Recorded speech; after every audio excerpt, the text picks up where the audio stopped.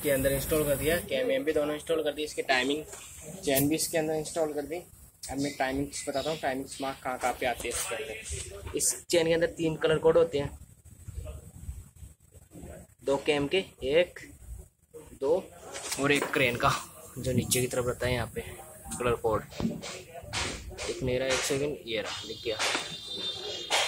तो इस दोनों पे एरो मिलते हैं, दोनों के ऊपर की तरफ, और इस पे लाइन, और जो क्रेन का चाबी का निशान होता है ना यहाँ वाला, वो यहाँ पे डॉट आता है एक, ये रहा। इसकी सीध में होना चाहिए, वो इन दोनों इस पॉकेट पे कट रहता है यहाँ पे। 1 सेकेंड, ये रहा, ये एड़ी पे इसकी सीध में रहना चाहिए, ऐसे ही इस इनटेक कैम पे। तो फ्रेंड टाइमिंग हो गई है, अभी इसका ऑयल पंप और टाइमिंग का और हम इसके अंदर इंस्टॉल करते हैं और आगे की प्रोसेसिंग स्टार्ट करते हैं।